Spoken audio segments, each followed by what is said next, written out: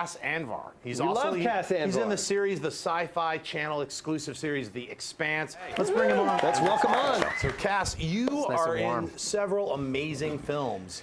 Room is one of the films that made me cry. You play the doctor in Room. You're a tough guy. I'm a little teddy bear. Yeah, I cry. no, he's not tough at all. Scissorhands makes me cry a lot. I don't know. He said stagnant poo. That's pretty tough. I'm tough on the outside, and that's about it. But you know what? Room is a transformative film. I think anyone who hasn't seen it, everyone's hearing about Brie Larson, but there's so much more. You just mentioned that the kid won. Jacob Tremblay just won Best Young Actor at the Critics' Choice Award. So great. And deserved it. He deserved a lot more, actually. He's been nominated for stuff, and the Room got nominated, the show got nominated as well, and the director, Lenny Abramson, who really worked a miracle with that. Oh my God, and he worked with the woman who wrote the original book, who then wrote the screenplay. What's her name?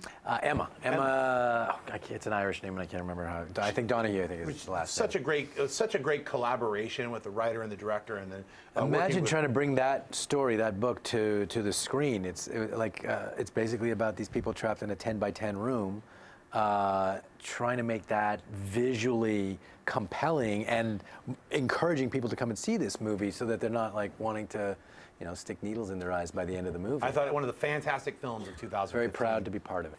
Well, The Expanse. Let's talk about it. What's your role on The Expanse? Oh man, this is like a geek boy's wet dream to be on The Expanse. It's as an ethnic actor, like one of the things I'm so proud about this show. This is a series of novels that were written by James S.A. Corey. They're New York Times best-selling novels.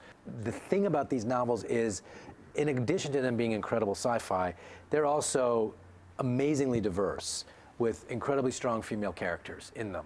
And you would think that would, as Hollywood wants to do, get it whitewashed and homogenized and have a lot of those strong women kind of, let's get a man in their life and let's dumb it down a little bit for the and they, to SyFy's credit, they did not do that. The creators were really hardline about keeping it diverse. It's one of the most diverse shows on TV right now, with maybe Sense8.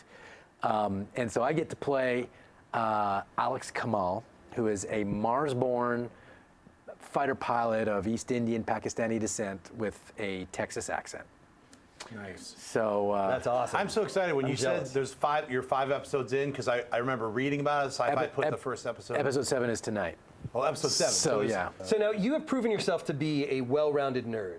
Thank you. But we've had a lot of really bad news in the past, since 2016 musically has just sucked, right?